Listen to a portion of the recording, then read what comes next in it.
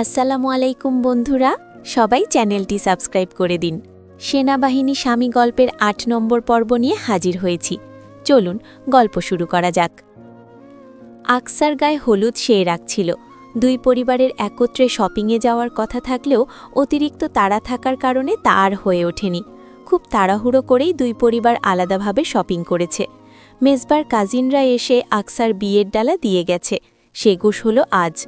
কাঁচা হলুদে আকসার অ্যালার্জির সমস্যা আছে, এজন্য শুধুমাত্র আনুষ্ঠানিকতা পালন করতে সামান্য হলুদ দেওয়া হয়েছে ওকে। আকসার আম্মু কাউকে তার মেয়ের গায়ে হলুদ ছোঁয়াতে দেননি। ছাদে হলুদ গোসল দেওয়ার পরে আকসা ঘরে এসে আরও একবার ভালোভাবে গোসল সেরেছে। কলি বসে আকসার গয়না এবং বাকি সব কিছু গুছিয়ে দেখছিল। কলি আর আকসার মা খালারা। খালামণি আকসাকে ভেজা চুলে আয়নার সামনে দাঁড়িয়ে থাকতে দেখে পাশে বড় বোনকে বললেন, বিয়ের সময় বোধহয় প্রতিটা মেয়েরই অতিরিক্ত উজ্জ্বলতা বেড়ে যায়, তাই না আপা? দেখো, গায়ে হলুদ দেওয়ার পর থেকে আমাদের আকসার রূপ যেন আরও বেশি উথলে পড়ছে। চোখ ধাঁধানো সুন্দর লাগছে ওকে। এই জন্যেই বিয়ের আগে মেয়েদের গায়ে হলুদ দেওয়া হয়। থুথু, কারো নজর না লাগুক। আকসা চুল আঁচড়াচ্ছিল। খালামণি বিছানা থেকে উঠে এসে ওকে থামিয়ে দিয়ে নিজে ওর চুল ভালোভাবে মুছে আঁচড়ে দিলেন। আকসাকে জিজ্ঞাসা করলেন, ওদের দেওয়া বিয়ের সব কিছু তোর পছন্দ হয়েছে মা? জি খালামণি, ভীষণ পছন্দ হয়েছে। আগের কালে তো সবাই বিয়েতে লাল না হয় খয়েরি শাড়ি পরত, আমরাও সবাই তাই পরেছি। কিন্তু তোর শ্বশুরবাড়ি থেকে তোকে হালকা গোলাপি রঙের শাড়ি দোপাত্তা দেওয়া হয়েছে। ব্যাপারটা আসলের অন্যরকম। তোকে এই শাড়িতে খুব সুন্দর লাগবে। আকসা লজ্জা পেল একটুখানি, অগোচরে লাজুক হাসল। খালামণি বিছানার ওপর থেকে কাতান বেনারসি শাড়িটা এনে আকসার গায়ে জড়িয়ে ধরে দেখতে লাগলেন। পেছন থেকে কলি বলল, তোকে মারাত্মক সুন্দর লাগছে আকসা, মানতে হবে। তোর শ্বশুরবাড়ির মানুষের পছন্দ ভালো, এজন্যই তো তোকে পছন্দ করে সেই বাড়ির বউ করে নিয়ে যাচ্ছে। আকসার শাড়ি, ওর বিয়ের সাজগোজ আর শ্বশুরবাড়ির প্রশংসা, এসব নিয়ে টুকটাক অনেক কথা হলো। আকসা মুখে কিছু না বললেও মনের মাঝে অদ্ভুত এক অনুভূতির সঞ্চার হতে লাগলো ওর। আগামীকাল ওর বিয়ে। আকসা এখনও বিশ্বাসই করতে পারছে না। বারবার মেজবার কথা মনে করে লাজুক হাসছে। এরই মধ্যে আকসার আব্বু ভিডিও কল দিলেন। আকসা কল রিসিভ করতেই ওপাশ থেকে ইসাক খন্দকার বললেন, কি খবর আম্মু, সব ঠিকঠাক? জি আব্বু, সব কিছু ঠিকঠাক। ইসাক খন্দকার হাসলেন মেয়ের মুখটা দেখে, তারপর আবেগমাখা কণ্ঠে বললেন, বিশ্বাসই হচ্ছে না আমার ছোট মেয়েটা বড় হতে হতে কবে যে এতটা বড় হয়ে গেল। কাল নাকি তার বিয়ে। আমার মেয়েকে কোণে সাজে দেখব। পিতা হিসেবে এর চাইতে বেশি সৌভাগ্যের আর কি হতে পারে?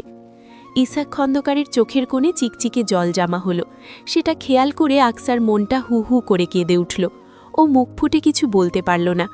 ইসাক খন্দকার পুনরায় বললেন, আগামীকাল বউ সেজে আমাকে কল দিও আম্মু, তোমাকে দেখব। আচ্ছা আব্বু। আকসা প্রত্যুত্তর করতে ইসাক খন্দকার বললেন, ফোনটা তোমার আম্মুকে দাও তো।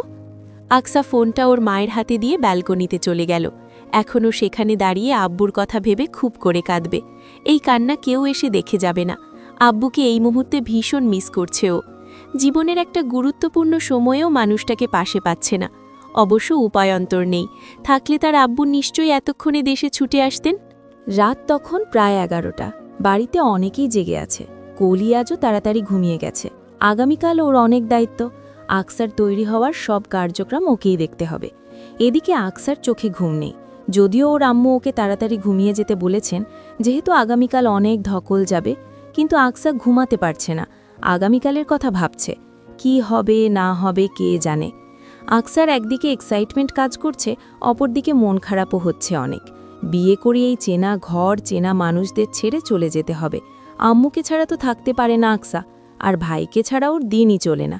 থাকবে কিভাবে তাদের সবাইকে ছেড়ে? আকসা একবার সেই হালকা গোলাপি রঙের বেনারসি শাড়িতে নিজেকে কল্পনা করে নিল। ওর হঠাৎ মেজবাহর কথা মনে পড়ল। লোকটার সাথে শেষ গতকাল রাতে সেই যে কথা হলো, এরপর আর যোগাযোগ করা হয়নি। আকসা ফোনটা তুলে নিয়ে মেজবাহকে একটা টেক্সট দিল। লিখল, আছেন আপনি? 5 মিনিট পরেই টেক্সটের রিপ্লাই আসলো। হ্যাঁ আছি, বলো। কি করছেন? একটা ইম্পর্ট্যান্ট কলে ছিলাম। আমি কি ডিস্টার্ব করে ফেললাম নাকি? নোপ, কথা শেষ, এখন ফ্রি আছি। আকসা জিজ্ঞাসা করল, ফোন কল? ওকে। আকসা কল দিল। মেজবাহ রিসিভ করতেই ও জিজ্ঞাসা করল, গায়ে হলুদ হয়েছে আপনার? হ্যাঁ, জাস্ট ফর্ম্যালিটি, নাথিং এলস। আকসা অবাক হয়ে জিজ্ঞাসা করল, ফর্ম্যালিটি কেন? অ্যাকচুয়ালি আমার কাঁচা হলুদে অ্যালার্জি। কি বলেন? আমারও তো হলুদে অ্যালার্জি। কি মিল আমাদের, কোইন্সিডেন্স। ওহো। মেজবাহ ওকে জিজ্ঞাসা করল, তারপর বলো বিয়ের পর কি কি প্ল্যানিং আছে? আকসা একটু দ্বিধান্বিত হয়ে জিজ্ঞাসা করল, এখনই বলবো? হ্যাঁ, বলতে পারো, আগে থেকে শুনে রাখা ভালো। আকসা এবার গড়গড়িয়ে বলতে লাগলো, জানেন আমার না খুব ট্যুর দেওয়ার ইচ্ছে আছে। আমি কখনো তেমন রাজশাহীর বাইরে যাইনি। আমার গণ্ডি বরাবরই এই রাজশাহী শহর অবধি। আম্মু সবসময় বলতেন বিয়ের পর হাজব্যান্ডের সাথে ঘুরবে, এজন্য আমার স্কুল কলেজের সব ট্যুর ক্যান্সেল করে দিতেন। তাই আমার ইচ্ছে আছে বিয়ের পর হাজব্যান্ডের সাথে ট্যুর দেব, অনেক জায়গায় ঘুরব। সবার আগে সাজেক যাব। ওই যে ট্রাভেল ব্লগাররা আছে না, তাদের অনেক ভিডিওতে দেখেছি সাজেক নাকি স্বপ্নের মতো সুন্দর একটা জায়গা। ওখানে খুব কাছ থেকে মেঘ দেখা যায়। আমিও মেঘ ধরতে চাই। এরপর যাব সেন্ট মার্টিনে, বাংলাদেশের সবচেয়ে সুন্দর দ্বীপ নাকি ওটা। জীবনে একবার হলেও ওখানে যাবই আমি। তবে বাইরের দেশ ঘুরে দেখার সেরকম কোনো পরিকল্পনা নেই। আগে নিজের দেশটা ভালোভাবে ঘুরে দেখতে চাই। আচ্ছা আচ্ছা, তারপর? তারপর আর কি? মেজবাহর প্রশ্নে আকসা মনে করার চেষ্টা করতে লাগলো। তারপর হঠাৎ ওর মনে পড়তেই বলল, পড়াশুনো তো কন্টিনিউ করবই, তবে আমার শখ বই নিয়ে কিছু করা। আসলে আমি বই পড়তে ভীষণ ভালোবাসি এবং বই নিয়ে অনেক ঘাটাঘাটিও করা হয়। এজন্য ভেবেছি এদিকটা নিয়েই কিছু একটা করব। বইয়ের প্রোডাকশন শুরু করতে পারি সম্ভবত। আমি নিজের জন্য কিছু করতে চাই। আপনি কি আমাকে করতে দেবেন মেজবাহ? ইয়া, শিওর, কেন দেব না? ফোনের ওপাশ থেকে মেজবাহ মৃদু হেসে কথাটা বলতেই আকসা নিশ্চিন্ত হল। যাক, মেজবাহ অন্তত কিছু পুরুষদের মতো ফ্যাসিস্ট স্বভাবের নয়। মেজবার সাথে আরও টুকটাক কিছু কথা হলো আকসার। শেষে মেজবাহ বলল, এখন তাহলে ঘুমিয়ে পড়ো, আগামীকাল অনেক ধকল যাবে, সেগুলো সামলানোর মতো এনার্জি থাকতে হবে। ঘুম ভালো না হলে ক্লান্তি থেকে যাবে। আগামীকালের জন্য বেস্ট অফ লাক। মেজবার কথায় আকসা খুশি মনেই ঘুমাতে গেল, মনে হাজারটা স্বপ্নের বুনন নিয়ে। আকসাকে পার্লারের নীরা সাজাতে এসেছে। বরযাত্রী নাকি আর ঘণ্টাখানেকের মধ্যেই চলে আসবে। আকসাকে শাড়ি পরিয়ে মেকআপ করানো হচ্ছে। আকসা শুরুতে বলেই দিয়েছে অতিরিক্ত মেকআপ না করাতে। সেই মোতাবেক ওকে একটা ন্যাচারাল লুক দেওয়া হচ্ছে।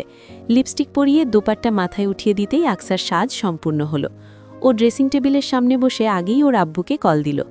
ইসাক খান্দাকার ভিডিও কলে মেয়েকে কোণে সাজে দেখেই কেঁদেই ফেললেন। আকসারও চোখে জল আসলো। ও কান্নারত শহরে বলল, কেঁদো না আব্বু, দেখো তো আমাকে সুন্দর লাগছে। ইসাক খান্দাকার চোখ মুছতে মুছতে বললেন, মাশাল্লাহ, খুব সুন্দর লাগছে আম্মু, একটা পুতুল বউ লাগছে। আকসা হাসল। অনেকটা সময় ওর আব্বুর সাথে কথা বলল। এর মধ্যে কলি এসে আকসার নিকাহনামার ফ্রেমটা একপাশে সরিয়ে রেখে গেল। আকসাকে দেখে ঘরে বসেই কতগুলো ছবি তুলল ও। এরই মাঝে ঘরের মধ্যে অনেক মানুষের ভিড় জমে গেছে বউকে দেখার জন্য।